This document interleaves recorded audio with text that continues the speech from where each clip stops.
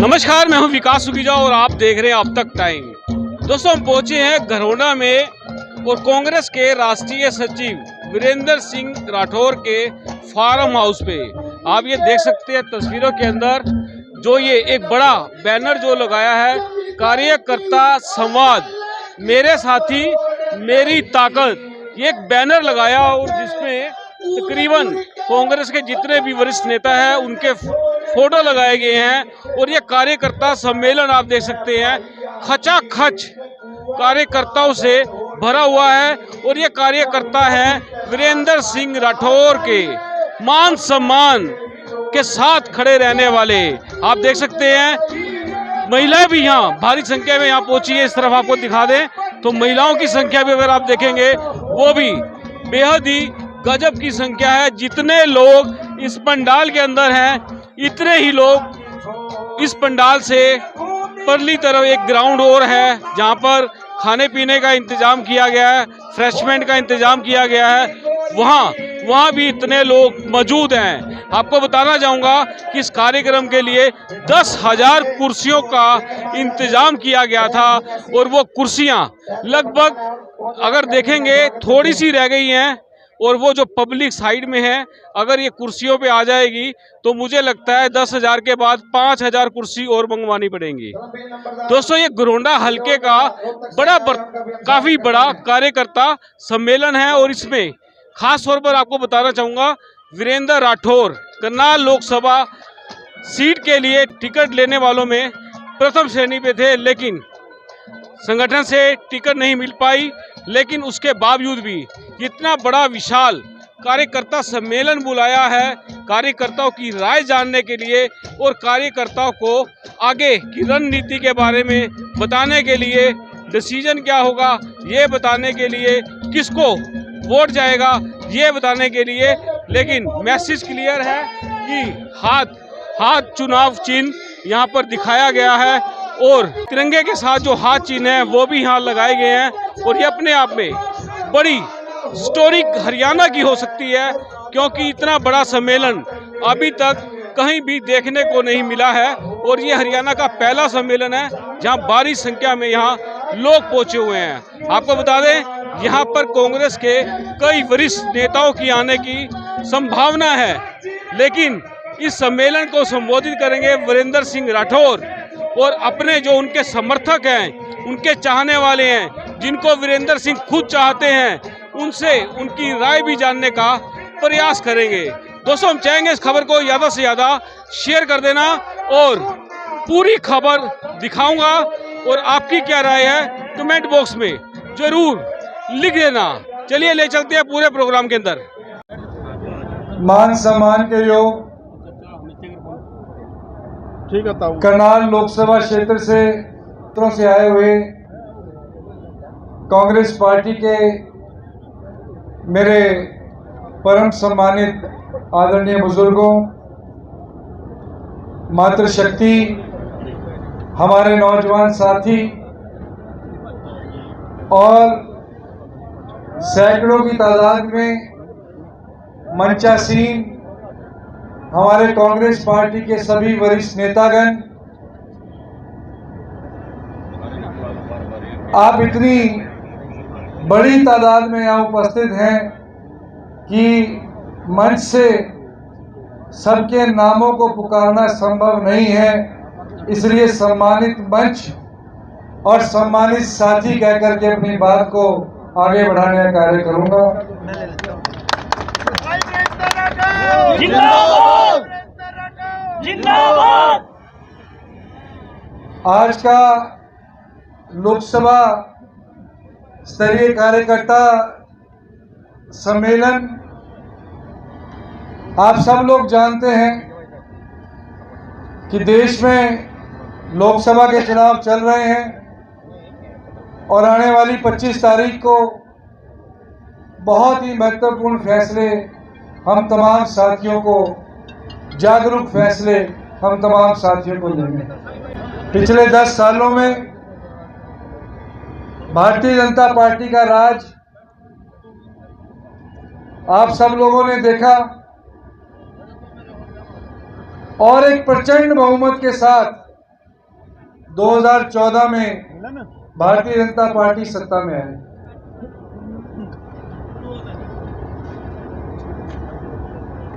Bharatiya Janata party सत्ता में आई इस आशा और विश्वास के साथ, देश की जनता ने विश्वास किया,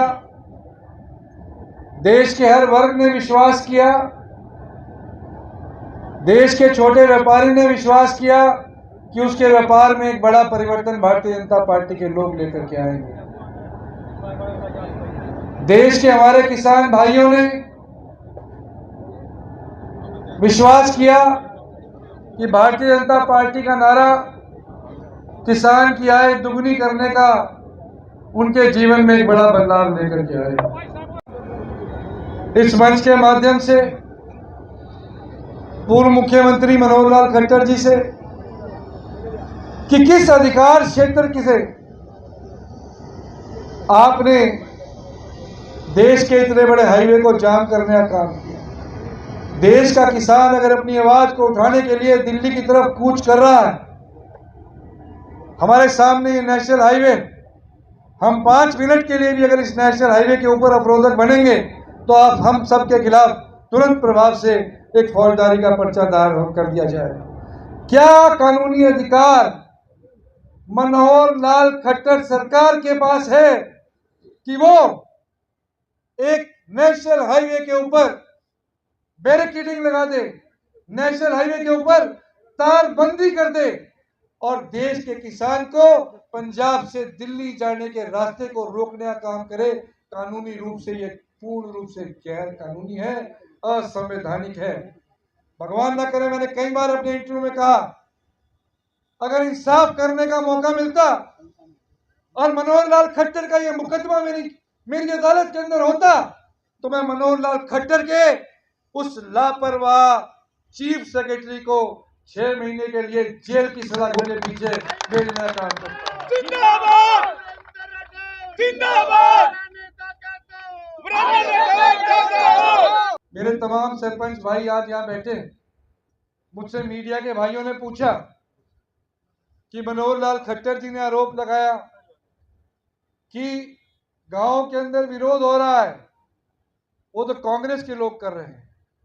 मैंने जवाब दिया कि न्यूटन का तीसरा नियम है, हर एक्शन का रिएक्शन होगा। आप गेंद उठा करके दीवार पे भी मारोगे तो वो उल्टी पलट के आपके पास पहुंचेगी। आप लाठियां बांधोगे, हम मालाएं आपके गले में डालेंगे, ये न्यूटन के तीसरे नियम के खिलाफ है। आप लाठियां मारोगे तो आपको कहीं ना कहीं विरोध का सामना करना पड़ेगा। मैं धन्यवाद करता हूं मेरे तमाम आदरणीय बुजुर्ग, मेरे साथी यहाँ बैठे हैं। पिछले 20 वर्षों से मेरे राजनीतिक जीवन में आप लोग हर उतार चढ़ाव में कंधे से कंधा मिलाकर के मेरे साथ संघर्ष करते हैं। संघर्ष का ये दौर शुरू हुआ, आहिस्ता आहिस्ता संघर्ष के साथी हर विधानसभा क्षेत्र में जुड़ते गए, चाहे वो इसराने की बात हो, पानीपत ग्रामीण की बात हो, समालके की बात हो, नीलोखेड़ी की बात हो, इंदरी की बात हो, घरौंडा की बात हो, करनाल शहर की बात हो। हर गली, हर कूचे, हर बूथ के ऊपर मजबूत साथी पिछले 10-12 वर्षों के राजनीतिक जीवन में जुड़े। इतनी बड़ी चढ़ाई करने के लिए साथी वो चाहिए थे जिनका हौसला पत्थर का, जो घबराने वाले ना हो, जो हर तूफान से टकराने वाले हों। ऐसे साथी जब तक ना हो तब तक बड़े से बड़ा नेता मैं देश में घूम लिया हूं, बड़े से बड़ा लीडर 6.5 लाख की लीड की तरफ मुंह करने की हिम्मत भी करने का काम नहीं करता।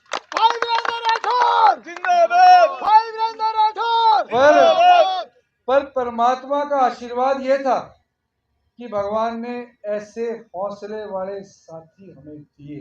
मैं अपने साथियों से निवेदन करना चाहता हूं कि हम हिमालय पर्वत की चढ़ाई करने के लिए तो चले थे, परंतु हमारा लक्ष्य फिर भी वही था कि हमें भारतीय जनता पार्टी को नेस्ता नबूद करने का काम करना। हमारा लक्ष्य यह था कि जनरल डायर की तरह बर्बर भारतीय जनता पार्टी की सरकार, जिसने देश के गरीब के ऊपर जाति की, जिसने देश के किसान के ऊपर जाति की, जिसने देश के छोटे व्यापारी के ऊपर जाति की, जिसने देश में डर का एक वातावरण पैदा किया, हमारा लक्ष्य ये था कि हम उस भारतीय जनता पार्टी को जड़ से उखाड़ करके फेंकने का। मैं जानता हूं कि जितने साथी यहां बैठे, ये कुछ भी राजनीतिक उलटफेर कर सकते हैं। अगर आप ठान लें कि हमें लक्ष्य की प्राप्ति करनी, तो दुनिया की कोई ताकत नहीं है कि खट्टर साहब को घर भेज दिया काम ना हो। जिंदाबाद। 3 महीने के बाद चुनाव, विधानसभा का चुनाव आएगा, फिर हम सबको मिलकर के इसी प्रकार से सभी साथियों को भारतीय जनता पार्टी को उखाड़ करके फेंकने का काम करना है। इसलिए समय की नजाकत को समझते हुए दुश्मन को सांस भी ना आने दो। अब मौका है। भारतीय जनता पार्टी को अब दबा लोगे तो 80 से ज्यादा सीटें हम लोग विधानसभा में जीत करके पूर्ण बहुमत के साथ काम करेंगे। तो अपनी बात को ज्यादा ना कहते हो। हमारे लिए ये महत्वपूर्ण नहीं है कि पार्टी ने टिकट किसको दी, महत्वपूर्ण हमारा लक्ष्य है। और मेरे लिए महत्वपूर्ण मेरे साथी।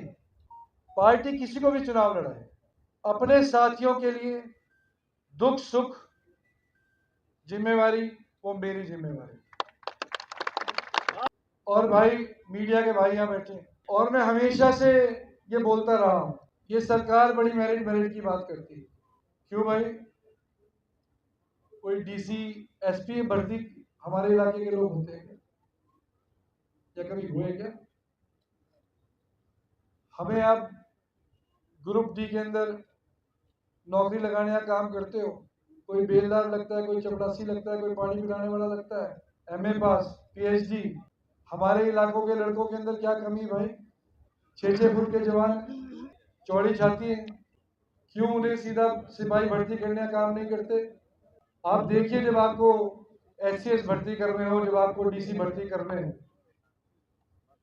मैं आज इस मंच के माध्यम से कहना चाहता हूं, हमें अपने इलाके के अंदर नौकरियों को खींच करके लेकर के आना है। हमें अपने इस इलाके के अंदर हमारी अगली 5 साल की लड़ाई क्या होनी चाहिए? आप बताइए, क्या होनी चाहिए? रोजगार की लड़ाई होनी चाहिए। सहमत हो इस बात से? हाथ खड़ा करके। 36 बिरादरी के मेरे भाई यहां बैठे हैं। मैं आज आपके बीच में, चाहे वो हमारे एससी भाई हैं, चाहे वो हमारे बैकवर्ड के भाई हैं, चाहे वो हमारे जनरल के भाई हैं, मैं आपके बीच में इस विश्वास की डोर को बांधना चाहता हूं, और आपको ये पूरा विश्वास अपने भाई, अपने इस बेटे के ऊपर होना चाहिए कि जिस दिन कांग्रेस पार्टी की सरकार बनेगी, हम अपने इलाके के बच्चों को, 36 बिरादरी के बच्चों को कुड़बों के हिसाब से नौकरी खींच के लाकर देने आता है। ये आधे किलोमीटर पे टोल टैक्स, सरकार की जाति देखो। नितिन गडकरी जी का बयान आया जिस दिन मैंने टोल टैक्स का मुद्दा उठाया, आप सबने देखा होगा वो टोल टैक्स वाला मामला हमने उठाया था। नितिन गडकरी जी ने बयान दिया मेरा मुद्दा उठाने के बाद कि भाई 60 किलोमीटर के अंदर हम 2 टोल टैक्स नहीं लगा सकते। यहाँ 50 किलोमीटर के अंदर तो 3 बड़े टोल टैक्स इसी सड़क के ऊपर लगे। करनाल से आप गाड़ी लेकर के चलते हैं, 180 रुपए की पर्ची है बसटाड़ा में कटती। फिर 15 किलोमीटर चलते हैं तो पानीपत में हमारी कितनी 80 रुपए की पर्ची। कितने हो गए भाई? 180 और 80 260। उसके बाद हम 35 किलोमीटर के बाद मुरथल पहुंचते हैं, वहां फिर 110 रुपए की पर्ची पड़ती है। कितने हो गए भाई? 450 से ऊपर हो गए। अब 50 किलोमीटर 450 रुपया आपको खर्चा 50 किलोमीटर में करना पड़ रहा है, तो कितना हो गया भाई? 9 रुपए किलोमीटर। इतने का गाड़ी तेल भी नहीं खाती जी। इतने का तो डीजल भी नहीं आपका लगेगा जितने का 9 रुपए प्रति किलोमीटर के हिसाब से आपको टोल टैक्स देना पड़ रहा है। तो कई बार सवाल उठता है भाई टोल टैक्स भी देना जरूरी है, हम इसका विरोध नहीं करते, पर सवाल इस बात का है कि प्राइवेट कंपनियों को 25% प्रति वर्ष के हिसाब से जो टोल टैक्स के रेटों में आपने पिछले 10 सालों में वृद्धि कर दी, वो इतनी बड़ी वृद्धि हो गई कि बढ़ती बढ़ती बढ़ती बढ़ती आज वो 9 रुपए किलोमीटर टैक्सी से भी बड़ा रेट जो है, डीजल से भी ज्यादा खर्चा जो है वो टोल टैक्स का आपने गरीब की जेब पे डालने का काम किया। आज हम इस मंच के माध्यम से कह रहे हैं, और मैंने हमेशा कहा है कि जो बात आपके बीच में कहूंगा उसे 100% पूरी करूंगा। आज तक राजनीतिक जीवन में चाहे वो घरोंडे की पुल की बात हो, वहां हाँ भरी तो उस पुल को बनाने का काम किया। चाहे मुख्यमंत्री जी ने हमारे शहीद मदन लाल ढींगरा जी की मूर्ति को करनाल से उखाड़ दिया था, मैंने चैलेंज किया था। मुख्यमंत्री ने मुझे चैलेंज किया था कि मूर्ति लगने नहीं दूंगा, मैंने मुख्यमंत्री को चैलेंज किया था मूर्ति लगा के रहो, और डंके की चोट पे मूर्ति हमने लगाई और मुख्यमंत्री को पीछे हटाने का। चाहे वो मॉलों के अंदर स्पा सेंटर खोलने की बात हो, मैंने मुख्यमंत्री को कहा था कि शहर का माहौल खराब हो गया, शहर के लोग आकर के कह रहे हैं राठौर साहब ये बंद होने चाहिए। मुख्यमंत्री ने कहा कि हमने लाइसेंस दिए, मैंने कहा वीरेंद्र राठौर ने कहा बंद होंगे तो होंगे, मैं 400 साथियों के साथ लाठी लेकर के गया और सारे मॉल को बंद कर दिया। आज भी आपके बीच में कह रहा हूं, आप कांग्रेस पार्टी का राज लेकर के आ जाओ, सरकार बनाने का काम कर दो। इधर हरियाणा में कांग्रेस पार्टी की सरकार की शपथ हो रही होगी, उधर जेसीबी लेकर के इसको उखाड़ करके फेंकने का काम है। अरे एक बात और बता दूं, जेसीबी से इसलिए उखाड़ूंगा कि मैं जानता हूं वकील हूं कि ये गैर कानूनी, उखाड़ते अगले दिन हाई कोर्ट से स्टे ऑर्डर भी लेकर के आऊंगा कि सारा दोबारा ना लग जाए। वीरेंद्र राठौर चाचा हो, वीरेंद्र राठौर चाचा हो। रिट भी डालेंगे, हाई कोर्ट से ऑर्डर भी लेंगे, पहले इसको उखाड़ेंगे, फिर हाई कोर्ट में बताएंगे गैर कानूनी तरीके से हमारे लोगों से वसूली डाका सरकार ने डालने का काम किया है, अब इस पे रोक करो, इस पे स्टे करो, स्टे कराने का काम किया। अरे एक बात तो भूल गए, मैंने मीडिया के सारे भाई खड़े हैं, ये सारे भाइयों के ऊपर भी बैन खट्टर साहब ने लगा दिया था, याद है कि नहीं भाई? याद है कि नहीं? खट्टर साहब ने आदेश जारी कर दिया कि सारे भाइयों के फोन बंद, आज के बाद ये कोई नहीं चलेगा। था ना तानाशाही फरमान। हमने खट्टर साहब को कहा कि खट्टर साहब इस आदेश को वापस ले लेने, 24 घंटे के अंदर तेरे इस आदेश के टुकड़े टुकड़े कर दो। खट्टर साहब बोले नहीं होंगे वापस। मैंने कहा फिर देखते हैं।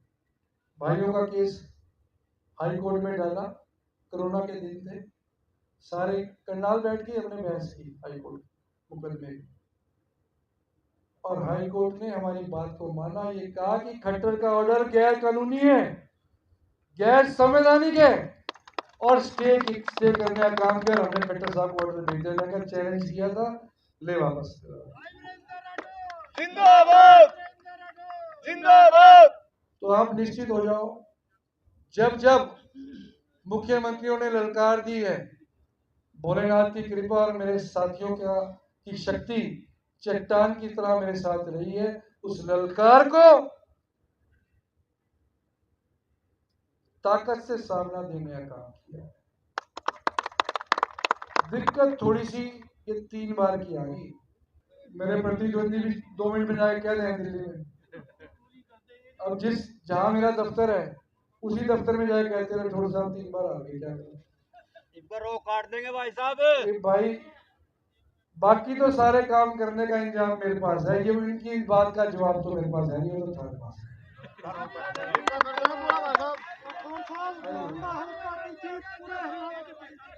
तो मुख्यमंत्रियों की घीटी दबानी हो,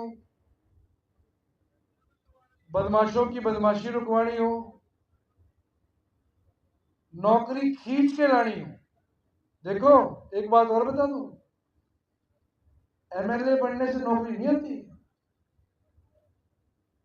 बहुत सारे एमएलए ऐसे बन जाते हैं, जैसे जैसे मान लो ये 1 लाख का मोबाइल है, इसमें सिम ना हो तो इसका कोई फायदा नहीं। आप बताओ संधू साहब, मान लो जो 1 लाख का मोबाइल है, इसमें सिम कार्ड ही ना हो, क्या करोगे इसका? ना इससे सुन सकते, ना इस पे घंटी बजे, ना कुछ। तो एमएलए बनाने से अकेले से काम नहीं बनता। जब तक हमारे अंदर जज्बा नहीं हो, और जज्बा किसमें होगा? जज्बा उसी में होगा जिसको टोल टैक्स से कमीशन ना लेना हो, जिसको तहसीलदार से कमीशन ना लेनी हो, जिसको प्लॉट ना काटने हो पानीपत वालों की तरह।